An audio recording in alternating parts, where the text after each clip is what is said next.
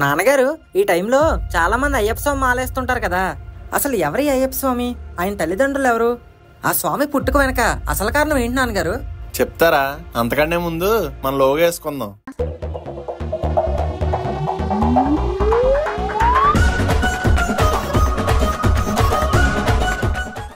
కలియుగంలో ధర్మాన్ని కాపాడే ధర్మశాస్త్రునిగా, రాక్షసుల్ని సంహరించే మణికంఠుడిగా, శరణన్న వారిని కాపాడే అయ్యప్ప స్వామిగా భూలోకంలో వెలిశారు.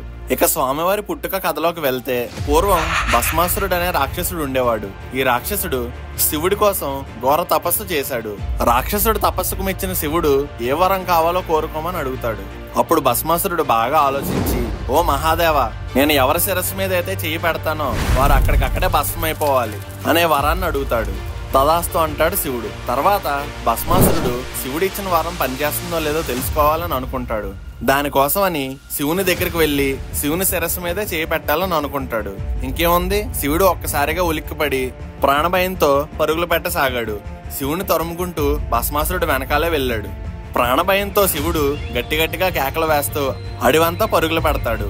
శివుడి కేకలను వైకుంఠంలో ఉన్న విష్ణువు వింటాడు. జరిగిన విషయం అంతా విష్ణువు తెలుసుకుని శివుణ్ణి ఎలాగైనా కాపాడాలని అనుకుంటాడు.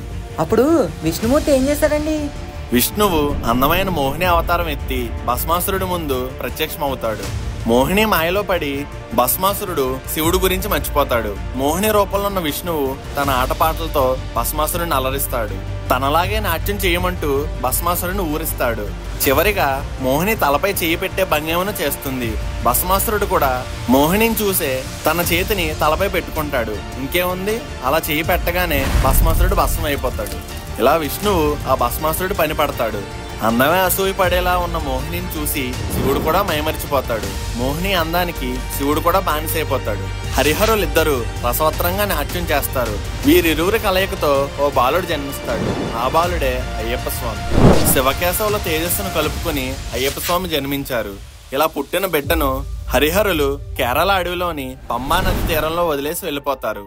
ఈ నదికి సమీపంలో పందల అనే ఓ రాజ్యం ఉండేది. ఈ రాజ్యాన్ని రాజశేఖరుడు అనే రాజు పరిపాలించేవాడు. అన్ని బానే ఉన్నా ఆ రాజుకి ఒకటే లోటు, ఆయనకు సంతానం లేరని. ఎన్ని నోములు నోచినా సంతానం కలగలేదని, వారసుడు లేడని రాజు ఎప్పుడూ బాధపడుతూ ఉండేవాడు. ఇది ఇలా ఉండగా ఒకరోజు రాజశేఖరుడు అడవికి వేటకు వెళ్తాడు. వేటాడి అలసిపోయి తన గుర్రాన్ని ఒక చెట్టుకు కట్టి రాజు విశ్రాంతి తీసుకుంటాడు. అదే సమయంలో రాజుకి 7 తలలో ఉన్న పాము కనిపిస్తుంది. ఆ పాము పడగ కింద బంగారు వర్ణంతో దేదోప్యమానంగా వెలిగిపోతున్న అయ్యప్ప స్వామిని రాజుగారు చూస్తారు. బిడ్డలు లేని తనకు ఆ దేవుడే బిడ్డని ఇచ్చాడని అనుకుని అయ్యప్ప స్వామి వారిని రాజ్యానికి తీసుకువెళ్తాడు. రాజుకు వారసుడు వచ్చాడంటూ రాజ్య ప్రజలందరూ సంబరాలు జరుపుకుంటారు. కొద్ది రోజుల తర్వాత అయ్యప్ప స్వామి వారికి పేరు పెడదామని పందలరాజు వేద బ్రాహ్మణులను పిలుస్తాడు. బాలుడి జాతకాన్ని వేద బ్రాహ్మణులకు ఇస్తాడు. జాతకం చూశాక వేద బ్రాహ్మణులు రాజుతో ఇలా అంటారు, ఓ రాజా, నీకు దొరికింది సాధారణ బిడ్డ కాదు, సాక్షాత్తు దైవ స్వరూపి. శివకేశవుల తేజస్సుతో ఈ బిడ్డ జన్మించాడు. రాక్షస సంహారం చేయడానికని ఈ బిడ్డ భూమిపై వదిలివేయబడ్డాడు అని స్వామివారి జన్మరహస్యం రాజుకు చెప్తారు. ఆ జన్మరహస్యం ఏంటండి? పూర్వం మహిషాసురుడు అనే రాక్షసుడు ఉండేవాడు. ఈ రాక్షసుడు ముల్లోకాలను ముప్పతిప్పలు పెట్టేవాడు. వాడు పెట్టే బాధలు పడలేక దేవతలందరూ ఆ జగన్మాతను వేడుకోగా అమ్మవారు దుర్గాదేవి అవతారం ఎత్తి ఆ రాక్షసుని సంహరిస్తుంది. అయితే కథ ఎక్కడితో ముగిసిపోలేదు. ఈ రాక్షసుడికి మహిషి అనే ఓ చెల్లి ఉండేది. దేవతలందరూ కుట్ర పన్ని అన్యాయంగా తన అన్నను చంపేశారని మహిషి దేవతలపైన కక్ష కడుతుంది. ఎలాగైనా సరే తన అన్నను చంపిన వారిపై పగ తీర్చుకోవాలని అనుకుంటుంది. ఆ క్రమంలోనే బ్రహ్మదేవుడికై ఘోర తపస్సు చేస్తుంది. ఆ తపస్సుకు మెచ్చిన బ్రహ్మ ఏం వరం కావాలో కోరుకోమని అడుగుతాడు. అప్పుడు మహిషి చావులేని వరాన్ని ఇమ్మని అడుగుతుంది. దానికి బ్రహ్మ ఒప్పుకోడు. దీంతో మహిషి బాగా ఆలోచించి, నాకు ఈ దేవతల చేతిలో గాని హరిహరుల చేతిలో గాని చావు ఉండకూడదు. ఒకవేళ నాకు చావు అనేది ఉంటే హరిహరులకు పుట్టిన బిడ్డ చేతిలోనే ఉండాలి. అంతేకాదు, అలా పుట్టిన బిడ్డ 12 ఏళ్లు భూలోకంలో సాధారణ జీవితం జీవించాలి. అప్పుడే ఆ బిడ్డకు నన్ను చంపే శక్తి రావాలి అంటూ బ్రహ్మదేవుని కోరుకుంటుంది మహిషి. తదాస్తు అంటాడు బ్రహ్మ. మహిషి ఒక్కసారిగా నవ్వుతూ, 4 తలలో ఉన్న బ్రహ్మకు ఒక్క తలలో కూడా మెదడు లేదు. హరిహరులిద్దరూ మగవారు, వారికి సంతానం ఎలా కలుగుతుంది? ఒకవేళ కలిగినా ఆ బిడ్డ భూమి మీద ఎందుకు జీవిస్తాడు? ఇదంతా జరగని పని, నాకింక చావు లేదు అని మహిషి విర్రవీగుతుంది. తన తెలివితేటలను తానే మెచ్చుకుంటుంది. తర్వాత మహిషి ముల్లోకాలను హింసించడం మొదలు పెడుతుంది. దేవతలందరూ కాపాడమంటూ విష్ణువు దగ్గరికి వెళ్తారు. బ్రహ్మవరం కారణంగా విష్ణువు కూడా ఏమీ చేయలేకపోతాడు. విష్ణువు వారిని ఓదార్చి పంపేస్తాడు. ఆ తర్వాత నుంచి విష్ణువు సరైన సమయం గురించి ఎదురు చూస్తూ ఉంటాడు. ఆ తర్వాత భస్మాసురుడికి శివుడు వరం ఇవ్వడం, భస్మాసురుడు శివుణ్ణి వెంటపడడం, విష్ణువు మోహిని అవతారం ఎత్తి శివుణ్ణి కాపాడడం ఇదంతా జరుగుతుంది. అదే సమయంలో శివుడు విష్ణువులు ఇద్దరూ కలుస్తారు. వారిద్దరి కలయికతో పుట్టిన బిడ్డే ఈ బిడ్డ. ఎన్నో జన్మలు పుణ్యం చేసుకుంటే గాని ఈ బిడ్డ దొరకడు అంటూ రాజుకు బ్రాహ్మణులు చెప్తారు. సాక్షాత్ ఆ దేవుడే తనకు బిడ్డగా వచ్చాడంటూ రాజు సంతోషపడిపోతాడు. కంఠాన మణిని ధరించి దొరికాడు కాబట్టి అయ్యప్పకు మణికంఠుడనే పేరు పెడతారు. అయ్యప్ప స్వామి వచ్చిన వేళ విశేషమో ఏంటో, ఎన్నో ఏళ్లుగా పిల్లలేని రాజుకి సంతానం కలుగుతుంది. పందల రాజుకి ఒక మగబిడ్డ జన్మిస్తాడు. మణికంఠుడు పెరిగి పెద్దవాడు అవుతాడు. ఆయనకి విద్యాబుద్ధులు నేర్పించడానికని రాజశేఖరుడు దుర్వాస మహర్షి ఉండే గురుకులం దగ్గరికి తీసుకెళ్తాడు. ఆ గురుకులంలో ఉండే గురువుల వద్ద అయ్యప్ప స్వామి విద్యాబుద్ధులు నేర్చుకుంటాడు. స్వామివారి గురువుకి ఒక కొడుకు ఉంటాడు. ఆ పిల్లవాడు పుట్టుకతోనే చూపు లేకుండా పుడతాడు. ఆ బిడ్డను చూస్తూ ఆ గురువు ఎప్పుడూ బాధపడుతూ ఉండేవాడు.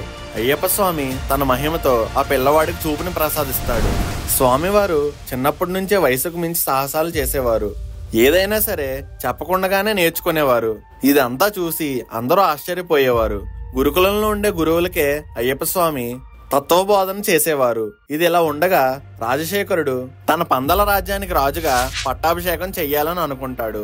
ఇదే విషయాన్ని సభలో అందరికీ చెప్తాడు. అందరూ చాలా సంతోషపడతారు, ఒక్క ప్రధానమంత్రి తప్ప.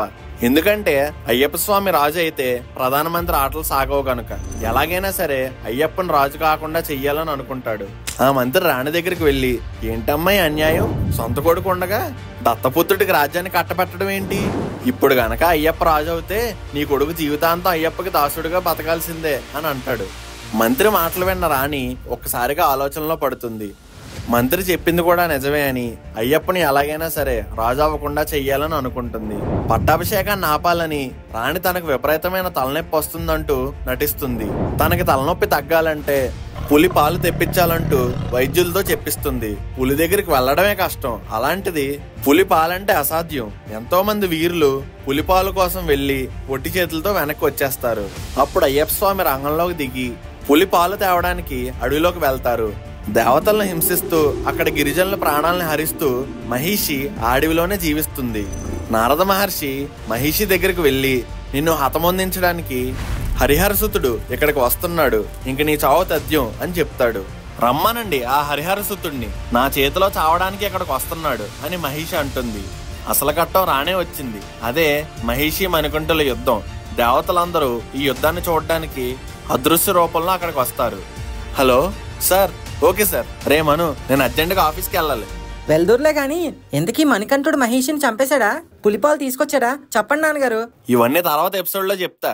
అప్పటి వరకు మన ఫన్మోజీ ఫ్యాక్స్ ని ఫాలో అవ్వండి. ఈలోగా ఈ వీడియోని లైక్, షేర్, కామెంట్ చేసి మన ఫన్మోజీ ఫ్యాక్స్ ఛానల్ ని ఎవరైనా సబ్స్క్రైబ్ చేసుకోకపోతే వెంటనే సబ్స్క్రైబ్ చేసేయండి.